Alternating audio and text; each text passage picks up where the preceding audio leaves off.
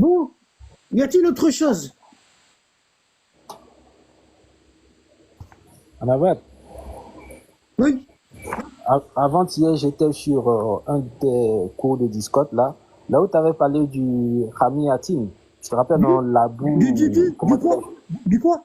du Hamiatin, là. Khamiatine. Ouais, comment dirais-je, la boue noire, là, qui se trouvait, comment dirais-je, après l'océan Antarctique, là. Aynun Hamiatine. Oui, oui, Oui, oui, oui, où tu as oui, parlé de la boue noire, là. Tu sais, oui, automatiquement, moi, tu sais à quoi j'ai pensé? oui. Au pétrole, automatiquement, je te jure. C'est possible, hein? Oui, je te jure. Le Oui, c'est pétrole possible. qu'on va Ah puiser oui, au fin fond de je ah ne oui, sais où, qui sait là où ah ça oui. sort. Peut-être c'est une Euh, partie là que Allah a ouvert Tu maintenant vois, et regarde, on se permet de. regarde, c'est comme ça. Regarde, c'est comme ça. Je vais te montrer. La Terre, elle n'est pas dans le vide. Ouais. Comme ils disent les platistes. Tu vois, c'est pas une soucoupe volante, la Terre, hein, non plus. Bon, ça se passe comme ça. Regarde, t'as la Terre, tu vois, nous on est là, regarde. Nous on est là, tu vois, nous on est là. Ça, Ouais. c'est nous, là. Tu vois, ici, il y a la France, l'Amérique, les États, il y a la Russie. Nous, on est ici. D'accord? Nous, on est ici. Bon. Autour de nous, il y a de l'eau. Autour de nous, il y a de l'eau.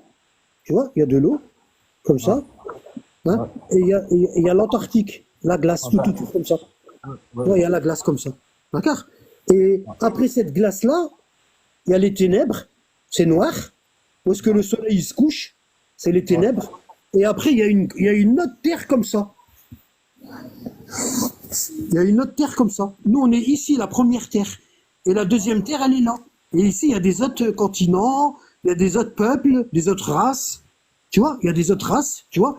Et au-dessus de nous, il y a le premier ciel, le deuxième ciel, etc. Et Ouais. chaque terre, le prophète, il dit chaque terre, ça c'est notre terre, le petit truc ici. Ça, il dit chaque terre, elle est, elle est grande par rapport à la deuxième terre comme une bague au milieu d'une assiette. Ouais. Tu vois, une bague au milieu d'une assiette. Voilà. Ouais. Et au-dessus de nous, il y a un dôme. Et on appelle Ouais. ça le premier ciel. Et au-dessus, il y a encore un autre dôme. Et on appelle ça le premier ciel. Entre chaque dôme, entre chaque cieux, il y a 500 ans de voyage. D'accord? Et entre chaque terre ici, il y a 500 ans de voyage. Et il y a 7 terres. Il y en a 7. La troisième, je ne peux pas la dessiner parce que la troisième, elle va être plus large, elle va être comme ça.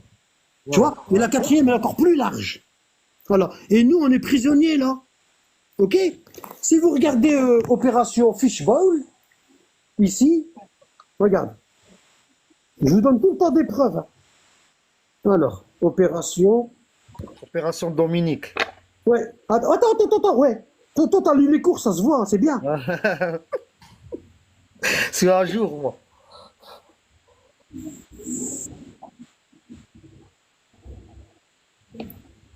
Tu vois? Si tu tapes Opération Fishbowl ici, Fishbowl, ça veut dire un aquarium, regarde.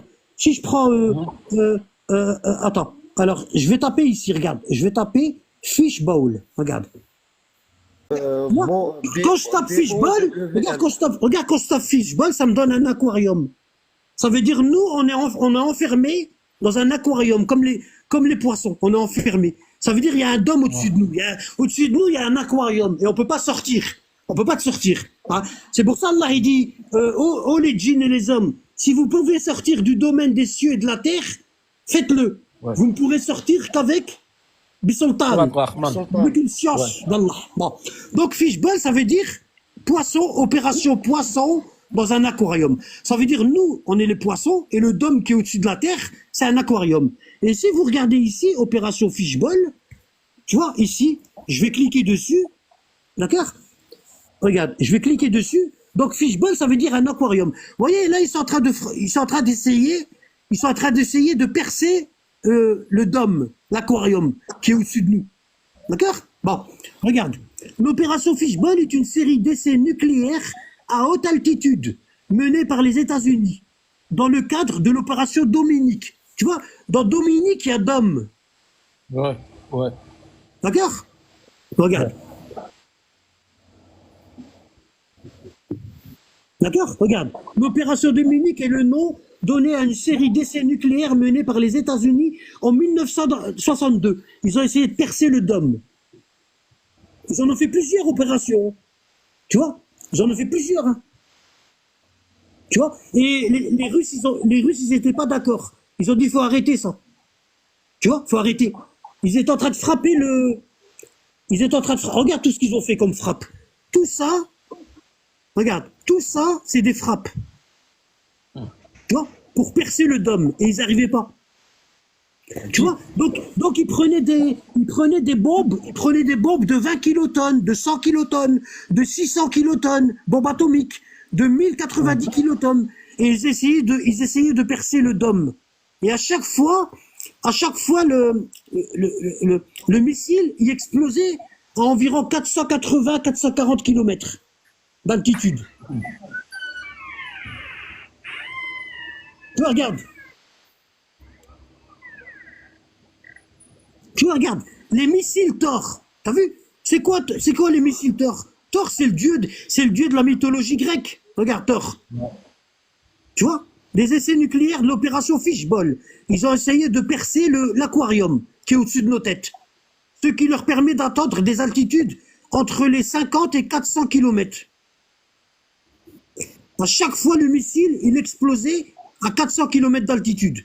Pour chaque essai, en cas de faillite, le tir suivant porte en plus le mot prime, puis double prime, et à chaque fois, ils augmentaient la puissance des bombes.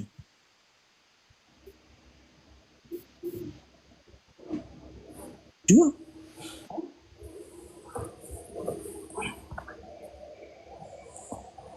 Regarde, le 9 juillet 1962, un premier essai est finalement réussi avec Starfish, le poisson star. Regarde, le poisson star. Tu vois, une détonation à 400 km d'altitude qui sera visible jusqu'à Hawaï. Tu vois? Il y a un dôme. Et si tu tapes, station spatiale, regarde. Ouais, ça, je l'avais vu où la station spatiale est à 200 km seulement de la Terre. Regarde. Isis. Alors, distance de la Terre, je vais taper. Regarde, hein. Je l'avais vu dans ton cours.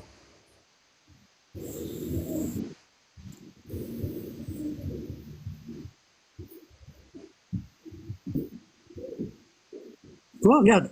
Station spatiale internationale, hauteur de l'orbite, 408 km. Elle est à l'intérieur du dôme. Elle est à l'intérieur du dôme, la station spatiale. Et regarde, si tu tapes globe terrestre, regarde, si tu tapes globe terrestre, par exemple, moi je vous donne des signes, et c'est à vous de faire vos recherches. Hein. Regarde, si tu tapes globe terrestre, image, non, tu vois, alors regardez, vous allez voir ça. Alors, je vais vous montrer une image. Hein. Tu vois, ici, vous avez... vous voyez ça, regarde. Je vais vous montrer un truc. Vous voyez là comment vous voyez la Terre? Rien vous dit qu'elle est sphérique. Hein. Oui. Ça peut être une assiette. Hein. Ouais. Parce que ça, c'est ce que vous voyez de la station Isis. De la station. Ça, c'est ce que vous voyez à 408 km d'altitude. Jamais personne n'a vu la Terre de très loin. Ça veut dire vraiment comment elle est. La seule image qu'on a, c'est ici. Et vous remarquez quoi? Vous remarquez quoi? Qu'est-ce que vous remarquez là? Alors? Il y a des parties qui sont plus illuminées que d'autres, non? Hein? Jebel Qaf. Non, il n'y a pas de satellite. Jebel Qaf. Non, c'est pas de ça. Oui, La ceinture, en fait. Il n'y a pas de satellite. Regarde, hein. Regarde. Là, j'ai tapé la Terre. Bon, en général, quand vous allez taper la Terre, vous allez avoir ça. Ça, c'est une image de synthèse. Ça, c'est pas une vraie image. C'est une image de synthèse. Il faut bien que vous rentrez ça dans votre tête. D'accord? Bon. Comment je le sais? Regarde, je vais taper ça. Tu vois, tout ça, c'est des images de synthèse. Ici, vous voyez bien la montagne Qaf d'Émeraude, hein, qui donne les aurores boréales. Ici, vous les voyez. Tout autour de la Terre, il y a une montagne. Et après, il y a les ténèbres. et le soleil il se couche dans les ténèbres. Et la terre, elle est comme un nid d'autruche. Et il n'y a pas de... Elle n'est pas comme ça dans l'espace, elle plane. Non, la terre, c'est la base de la création. Et le ciel, il est au-dessus de la terre. C'est comme une maison. On va dire que les murs, c'est les 7 cieux, et la fondation, c'est la terre, les 7 terres. Ok? Bon, regardez. Voyez là? Et qu'est-ce que vous remarquez là? Il n'y a pas de satellite. Bon, maintenant, je vais taper satellite autour de la Terre. Voilà. Ça, c'est la photo avec les satellites.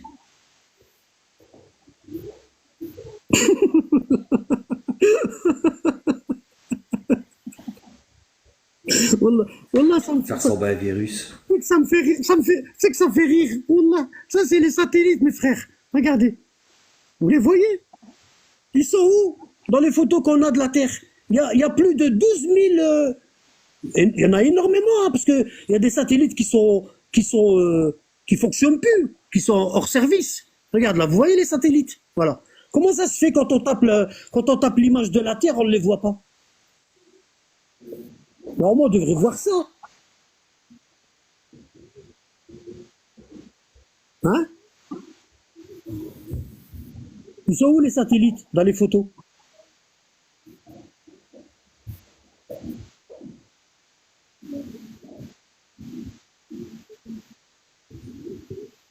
Ils en ont envoyé beaucoup. Hein.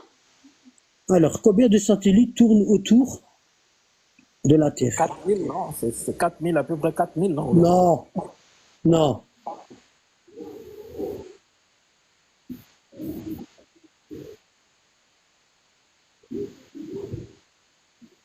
Regarde, il y en a 2787 opérationnels. Ce qui fonctionne. Parce que les satellites, ils ont une durée de vie. Hein? L'orbite terrestre est de plus en plus encombrée par des milliers de satellites. Depuis les années 60. D'opérateurs privés. Tout le monde y en envoie. Combien sont-ils à tourner au-dessus de nos têtes? Quelles sont leurs missions? Quel pays compte... Tu vois? Alors...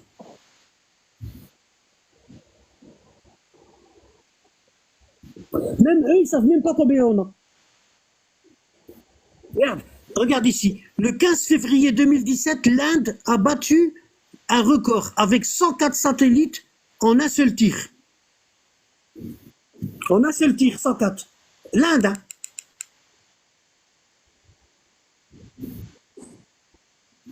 Ah oui, Youssef, je t'ai pas vu, Smahli.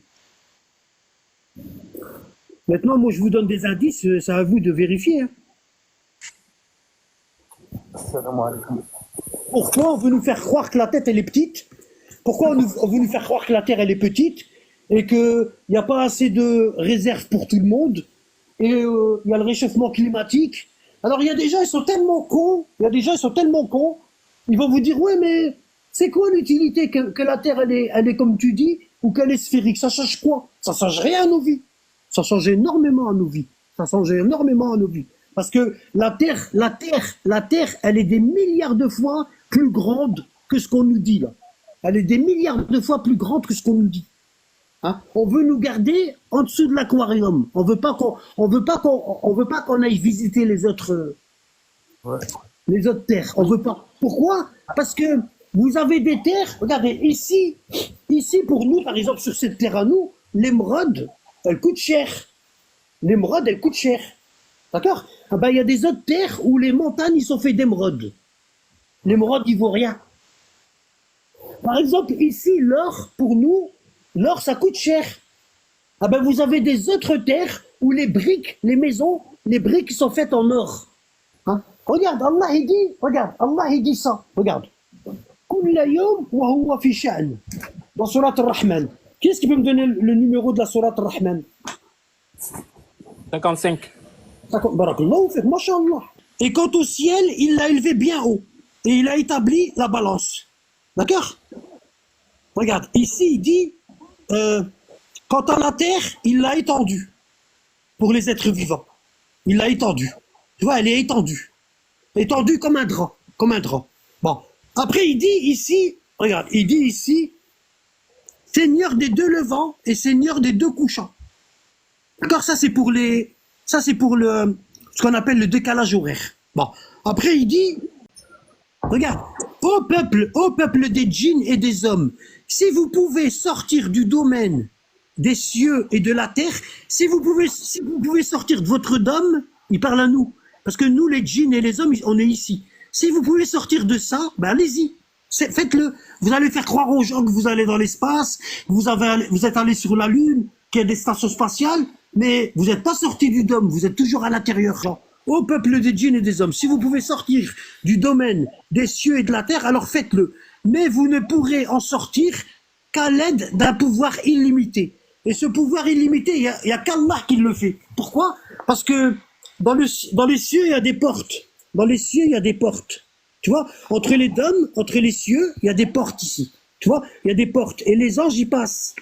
Ils passent pour venir donner. L'ange Gabriel, il passait par les trucs pour venir donner des messages. Exactement.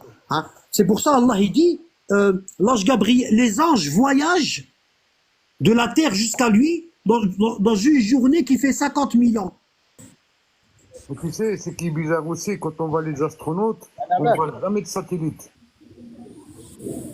Si vous tapez, si vous regardez le verset 29 ici que j'étais en train de chercher, ici, regardez. Ceux qui sont dans les cieux et la terre l'implorent. Chaque jour, il accomplit une œuvre nouvelle. Chaque jour, Allah il crée quelque chose. Chaque jour. Chaque jour. Et là, on nous dit que le système solaire, il est héliocentrique. Ça veut dire toutes les planètes, elles tournent autour du Soleil. Hein, et la Terre, elle bouge. D'accord? Alors qu'Allah, il dit dans le Coran, et la Terre, il l'a enracinée. La Terre, il l'a enracinée. Et il l'a fixée avec des montagnes, afin qu'elle ne bouge pas. Les montagnes, c'est comme des pieux. Il a fixé la Terre pour qu'elle ne bouge pas. Alors, comment ça se fait qu'avant, on était dans un système géocentrique, et aujourd'hui, on se retrouve avec un système héliocentrique. Géocentrique, ça veut dire quoi? Ça veut dire la Terre, elle est fixe, et elle est fixée par les montagnes, d'accord? Et le Soleil, il tourne comme ça autour, comme ça. Vous voyez, autour de la Terre, il a tu vois, il tourne comme ça autour de la Terre, le Soleil, et la Terre, elle bouge pas. Et la Terre, elle est beaucoup plus grande que le Soleil. Alors qu'avant, c'était géocentrique. Ça veut dire quoi? Ça veut dire que c'était ce système-là. C'était la Terre que vous voyez ici. Elle est fixe et le Soleil, il tourne. Vous voyez? Le géocentrisme est un modèle physique ancien, selon lequel la Terre se trouve immobile. Elle bouge pas. Au centre de l'univers. Cette théorie date de l'Antiquité et était notamment défendue par Aristote et Ptolémée. Comment on est passé d'un système géocentrique, où la Terre, elle bouge pas, comme ça, hein, d'un système héliocentrique, où la Terre, elle tourne? Ben, ça a commencé avec Walt Disney. Hein. Alors, regardez. Ouais, mais moi, j'évite de dire ça, parce qu'après, les gens, ils vont nous prendre pour des rigolos. Évite Walt Disney, tout ça, tu vois? Tu vois ce que je veux dire? Ouais. Héliocentrisme. Et je vais prendre une image afin de vous montrer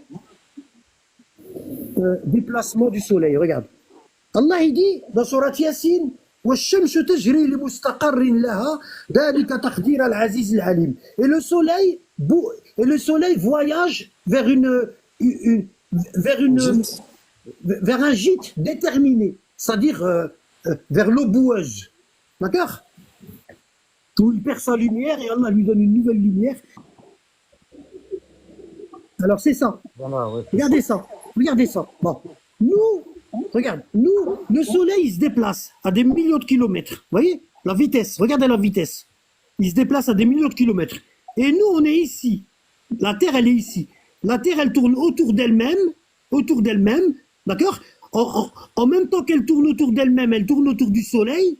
Et en même temps qu'elle tourne autour du soleil, elle voyage en même avec le soleil. Ça veut dire qu'elle tourne dans 3 directions différentes. Il n'y a pas un poil de nos cheveux qui bouge. Pas possible. Comment vous expliquez ça?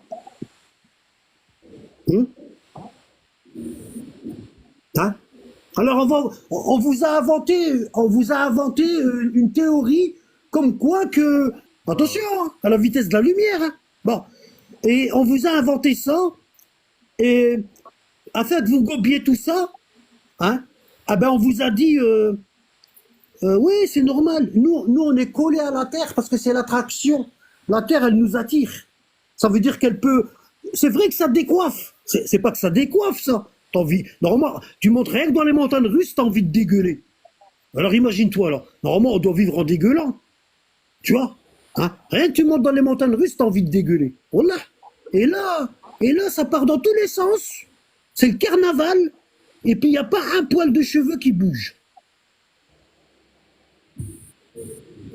Tu vois? Alors les gens ils vont vous dire ouais mais Annabad, t'as vu il y a ça, il y a ça. Est-ce que ce que tu es en train de dire, est-ce que tu l'as étudié? Est-ce que toi-même tu peux me le prouver? Hein? Est-ce que tu peux me le prouver? Tu peux pas. Tu dis ça parce que depuis que t'es petit, on t'a donné ce breuvage. On t'a donné le breuvage de l'héliocentrisme. Voilà. Mais si je te demande de me le prouver par A plus B, tu peux pas.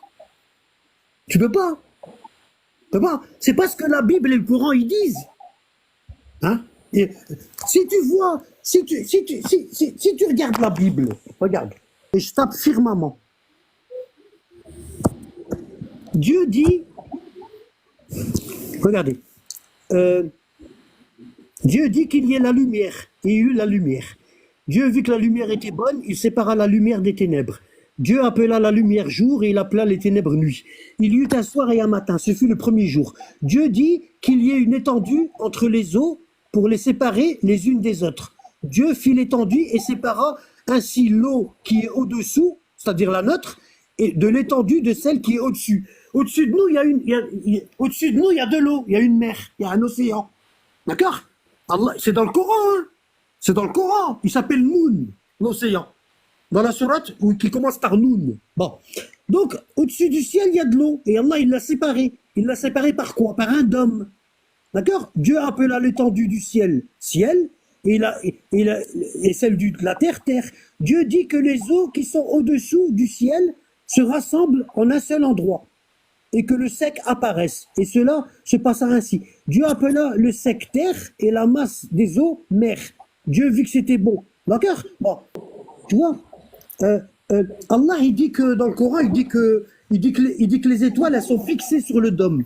Ça veut dire il y a un dôme ici. Ça veut dire il y a un dôme et les étoiles, ils sont fixées dessus. Et au milieu, c'est le pôle Nord. Tu vois, ici, c'est le pôle Nord. Et ici, tu as Polaris, l'étoile polaire. Et tous les autres. Et le dôme, il tourne. Il tourne. Le dôme, il tourne. D'accord? Ok? Bon. Et nous, les marins, ils se repéraient par rapport à Polaris, à l'étoile polaire. Pourquoi? Parce qu'elle est fixe. Merci beaucoup, Anabada. Moi, je vais descendre. Ouais. Vas-y. Merci beaucoup, Anabada. Voilà, barakallah fik. De rien, frérot. Tu vois? C'est pour ça que. Allez, à bientôt. C'est pour ça que les boussoles, ils vont toujours indiquer le nord, le centre de la Terre. Hein? Ils vont jamais indiquer le sud, parce qu'il n'y a pas de pôle sud. Le pôle sud, c'est ça. C'est tout autour. C'est l'Antarctique. Il n'y a pas de pôle sud. La boussole, elle va toujours te montrer le nord. Parce qu'il n'y a pas de sud. Ouais. Ok. Quand quelqu'un fait le tour du monde, c'est toujours en est ou ouest, tu vois. C'est jamais du nord au sud. Il n'y a jamais quelqu'un qui a fait le tour du monde du nord au sud. Non. Ben non, le tour du monde. Le tour du monde, en fait, c'est une calotte. Ben oui, c'est toujours tourner à gauche ou tourner à droite. Non, le tour du monde, c'est une calotte. Ouais, je sais. Bah oui, c'est pas. Regardez-le dans le cours Lagarta. Dans Discord. Ouais, je l'ai vu. Bah oui. De toute Mais façon, ils ont enlevé le firmament, hein. Regarde, si je tape ici, tu as vu, dans la Bible là, ils ont enlevé le mot firmament. Tu vois, c'est grave, hein. Alors je vais taper là, regarde, si je tape ici firmament, je tape firmament Bible. Firmament, Bible.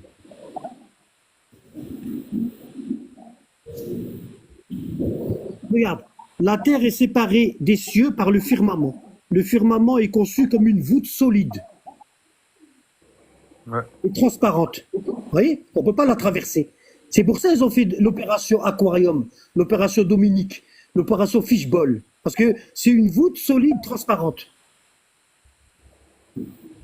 Mais d'ailleurs, la femme de Clinton, là, Hillary Clinton, elle avait dit qu'ils avaient essayé Regarde, de percer. regarde, le firmament fonctionne comme une glace sans teint. Depuis le ciel, il est possible de voir la terre et même de franchir la frontière et de passer dans le monde d'en bas. Alors que c'est depuis le ciel, ça c'est les anges qui font ça. Mais nous, on peut pas aller de l'autre côté. On peut pas aller de l'autre côté, nous. Si tu tapes firmament, regarde, vous allez voir ça. Ouais, j'ai déjà vu. Regardez, water above the firmament. L'eau qui est au-dessus du firmament. Ça, c'est les eaux du ciel. Et nous, on est là. Et ça, et la station spatiale, elle est à l'intérieur. Le soleil aussi, il est à l'intérieur. Et D'ailleurs, autour, quand et autour de cette terre-là, il y a une autre terre qui est grande comme une assiette, comme un anneau au milieu d'une grande assiette. Et après, il y en a encore une autre, une troisième, encore autour, comme ça. Et il y a 7 dômes, 7 firmaments. Anabad, concernant les terres, les 6 autres terres, Ouais. que ceux qui ont vécu sur les autres terres dont tu avais parlé là, sont-ils les descendants de Adam ou c'est Non, seulement... non, non, non, non, non. Regarde, je vais te montrer un truc. Regarde, hein. Attends. Et après, on va bientôt finir parce qu'il est 32, je suis désolé. Hein. Attends, regarde, je vais te montrer un hadith. Si tu vas dans Bihar al-Anwar de l'Allama al-Majlisi, ici, tu vas dans Bihar al-Anwar, l'Allama al-Majlisi, tome 8, page 300. Regarde, Bihar al-Anwar, il y a 110 tomes. Hein, il y a 110 tomes. Bon, ici, tu vas dans le tome 8, page 375. Ici, je vais quand même lire le début du hadith. D'accord? Je vais aller à la page 374 et je vais quand même vous lire le début du hadith. Bon. Ici, alors j'ai peur que ça devienne trop long. Alors ici, Ida kana yawm al-qiyamah, lorsque le jour du jugement dernier arrivera, wa sayyara Allah abdan ahl al-jannah ma'a arwahihim, et lorsque Allah fera rentrer les âmes des gens du paradis dans leur corps, d'accord, fil jannah, ça veut dire on sera pas comme ils disent certains pseudo-sunnites, ils disent que on sera à l'état d'âme au paradis. C'est pas nos corps qui rentrent au paradis, ils disent c'est que nos âmes. Et là, dans le hadith, l'imam Ali dit que Allah il va faire rentrer les âmes des hommes dans leur corps, qui vont rajeunir parce qu'ils vont boire du bassin du prophète, la fontaine de jouvence, et ils vont rentrer au paradis. D'accord? D'accord? Au paradis. وَسَيِّرَ أَبْدَانَ أَهْلِ النَّارِ, et qu'Allah fera rentrer les âmes des damnés en enfer. أَبْدَانَ أَهْلِ النَّارِ مَعَ أَرْوَاحِهِمْ فِي النَّارِ إِنَّ اللَّهَ تَبَارَكَ وَتَعَالَى في بلده ولا يخلق خلقا ويعبدونه. Alors, il dit, quand il y aura le jugement, et nous les hommes, nous parmi les fils d'Adam, ceux qui vont au paradis vont rentrer au paradis, et ceux qui vont en enfer, ils vont aller en enfer. Allah va créer des autres êtres sur terre. يعبدونه ويوحدونه. Et les autres créations, c'est pas des hommes, hein. Les autres créatures qui vont vivre sur terre, après que nous on aura été au paradis, et ceux qui auront été en enfer, ah ben, ils vont adorer Allah, et ils vont pas être mauvais. Tu vois? C'est toujours comme ça. En fait, Allah, il crée une terre et il met des êtres qui ont le libre arbitre. Après, il décrète la fin des temps et ceux qui vont aller en enfer, ils vont en enfer. Ceux qui vont au paradis, vont au paradis. Et Allah, il met des autres créatures, mais cette fois-ci, ces créatures-là, ils vont l'adorer. D'accord? Ils vont l'adorer. Il n'y aura pas de mauvais. D'accord? Et Allah, il va recréer encore des autres créatures qui vont avoir le libre arbitre. Vous comprenez? Ça n'arrête jamais. Jamais. Parce qu'Allah, c'est un cycle. C'est un cycle. Parce qu'Allah, il est éternel. C'est pas Allah qui a créé ce petit truc-là qu'on nous dit. Hein, une petite terre qui tourne autour du soleil. Et puis là, il nous regarde comme ça, puis il fait rien. Puis il dit démerdez-vous. C'est pas comme ça. Hein. C'est des conneries, tout ça. Bon. Alors, ici, regarde. Ya'budunahu wa yuwahhidunahu. Ils vont lui obéir. Ceux qui vont nous remplacer sur cette terre-là, ils vont obéir à Allah. tahmiluhum. Et avec la terre, avec notre terre à nous, parce que le jour du jugement dernier, cette terre qu'on a, Allah il va la rendre plate. Il n'y aura plus de montagne. Elle sera comme une plaine, comme un drap. Et elle sera blanche. Elle sera blanche comme du permis. Et le jugement dernier va durer 50 000 ans. Et nous, on va manger de cette terre-là. Ils ont demandé au prophète, messager de Dieu, qu'est-ce qu'on va manger s'il n'y aura plus d'arbres, il n'y aura plus rien? Qu'est-ce qu'on va manger? Et Allah, il dit, vous mangerez de cette terre-là. Elle sera comme la manne et le menna wa selwa que Dieu faisait tomber sur les enfants d'Israël dans le désert. C'est un genre de mythe. Aujourd'hui, les chrétiens, ils prennent ça comme l'hostie. Vous savez, l'hostie que le curé, il vous met dans la bouche. C'est comme, de la mie de pain, tu vois. On appelle ça une hostie. Ah ben, on va manger ce genre de truc-là pendant le jugement. D'accord? Ça n'a aucun goût. C'est juste pour supporter le jugement, c'est tout. Bon, là, je suis rentré dans un... Je suis en train de me dire, est-ce que je continue ou j'arrête? Parce que je suis rentré dans un long truc, là. Et... alors... ولا يخلق خلقا يعبدونه ويوحدونه والسماء. Attends, il dit ici, ويخلق لهم أرض تحملهم. Et après que nous, on va aller au paradis et ceux qui vont aller en enfer vont en enfer, Allah va recréer la terre avec des arbres et tout, et il va créer des nouveaux êtres différents d'Adam, différents de nous. Et ils vont vivre ici pareil. Et ils vont adorer Allah, ils vont lui obéir. D'accord? ويحملونهم والسماء تضمهم. Et ils auront toujours le ciel qui va les couvrir. Hein? أليس الله عز وجل يقول يوم تبدل الأرض غير الأرض. Regarde ça. Regardez ça. Regardez. Donc la terre, il va la refaire pour des autres créatures. Regardez, je vous montre ça. Alors si je prends la sourate 14, verset 48, ici. Au jour, sourate 14, Abraham, verset 48. Au jour où la terre sera remplacée par une autre. De même que les cieux, où les hommes comparaîtront devant Allah. Ce sera une autre terre. D'accord? Cette terre-là, Allah, il va la recréer autrement. Il va recréer des autres créatures qui vont nous remplacer. Pendant que nous, on sera au paradis. D'accord? Par exemple, Adam et Ève, ils étaient dans un paradis terrestre. Voilà. Au-delà, nous on est ici.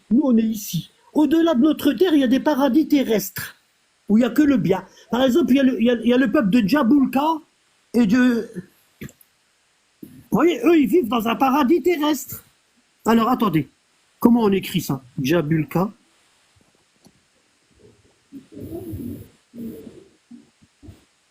Voilà, ici, vous voyez, vous avez Djabulka et Djabulsa. Eux, ils vivent près de la montagne d'Émeraude. Eux, l'émeraude, il est gratuit pour eux. C'est comme des briques. D'accord? Alors, si je traduis, parce que c'est en anglais, en français, vous n'avez rien.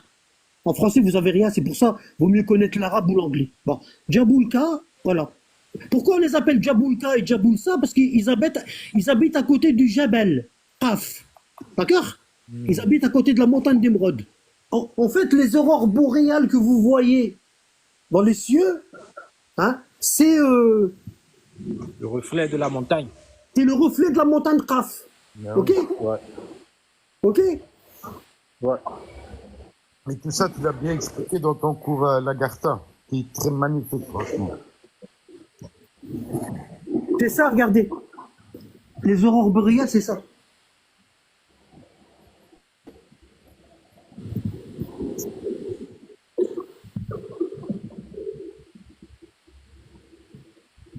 Ouais.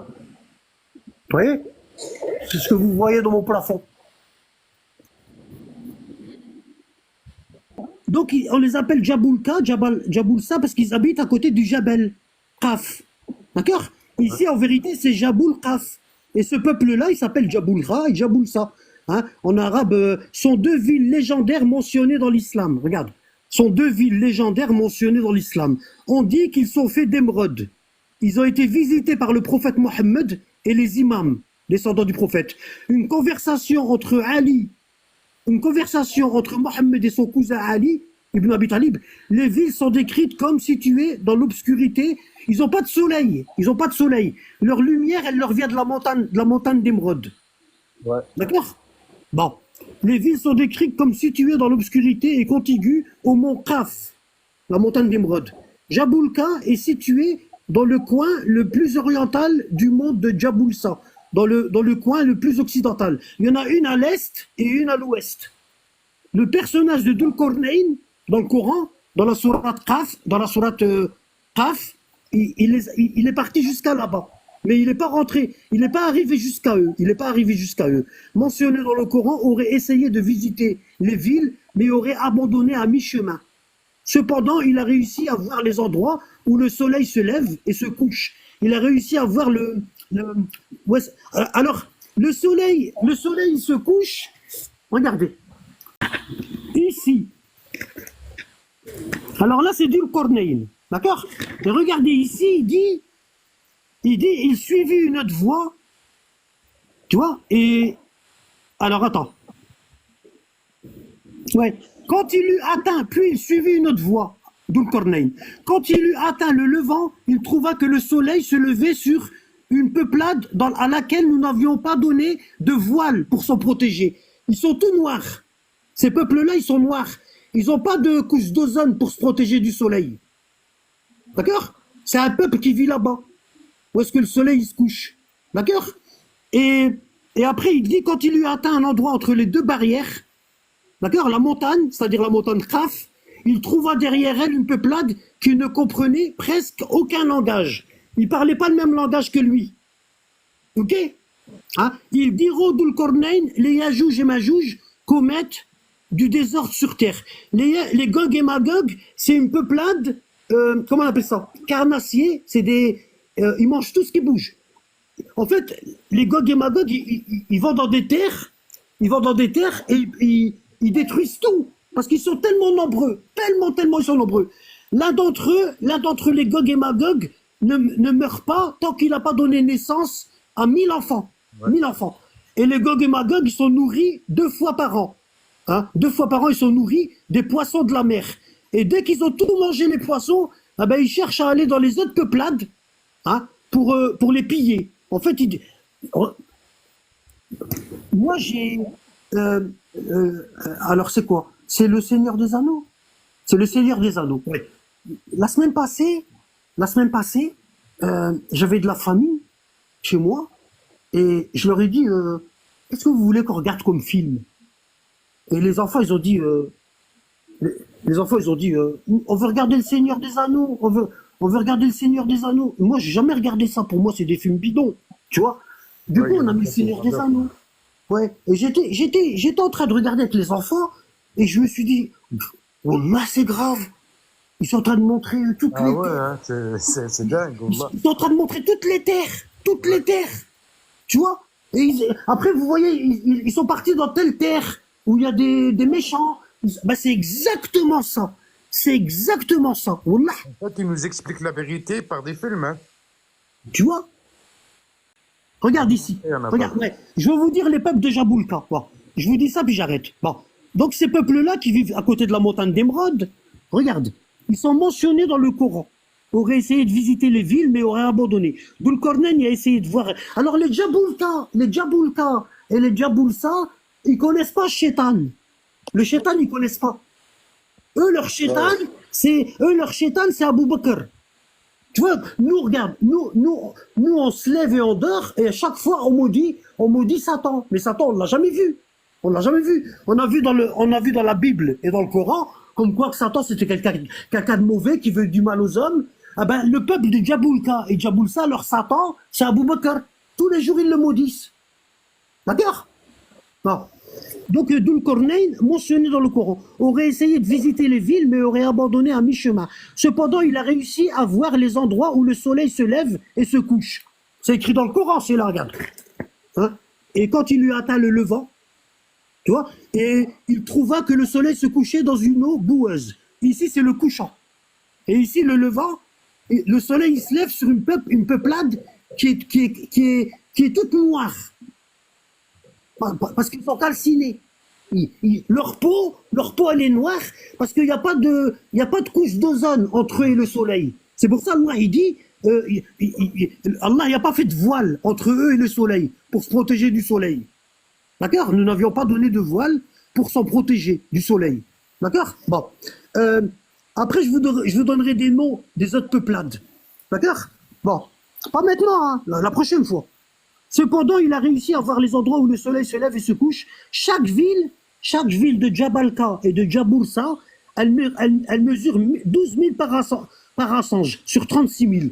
Alors, un parasange, c'est ça. Regardez. Et là, elle fait 12 000 parasanges. Hein. Alors, je vais taper un parasange.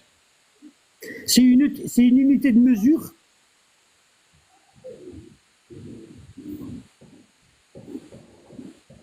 Voilà. En arabe, on dit farsakh. En arabe, on dit farsakh. Un parasange, c'est une ancienne unité de distance qui vaut 5,3 km, voire 6 km. Bon, si tu prends la calculette et tu fais 12 000 parasanges par 6 km,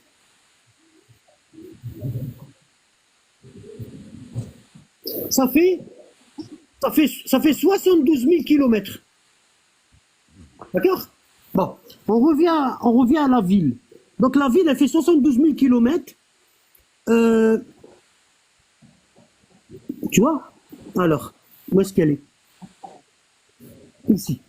Donc la ville, elle fait 72 000 km sur 36 000 parasanges. Ça veut dire la longueur, elle est encore plus grande. D'accord? Alors, chaque ville mesure 12 000 parasanges, au moins 36 000 de long et de large avec 12 000 portes. Ouais. Chaque ville, elle a 12 000 portes. Et chacune est gardée par 12 000 hommes. C'est pas des hommes comme nous, hein. C'est un autre peuple. D'accord? Jusqu'au jour de la résurrection, lorsque l'imam al-Mahdi, le Qaïm, apparaîtra. Dans les premiers Basaïr al-Darajat, c'est un livre comme ça, où il y a les hadiths de la famille prophétique. D'accord? Un jour, je vous lirai les hadiths. Et il parle de ça. Tout est détaillé. Tout est détaillé. D'accord? Ces villes étaient habitées par des croyants archétypiques. Vous voyez? C'est pas des hommes, c'est des croyants archétypiques. Masculins, qui ne sont ni humains, ni des djinns, ni des anges. Mais dont le service à Dieu est similaire à celui des anges. Ça veut dire les créatures qui vivent à Jabalka et Jaboulsa, ils font que adorer Allah. Leur nourriture, c'est les invocations de Dieu. C'est ça leur nourriture. D'accord? C'est pas comme nous. Bon. Ils semblent être en partie telluriques et en partie angéliques. Voyez? Moitié des anges, hein, ils jouissent d'une communion mystique.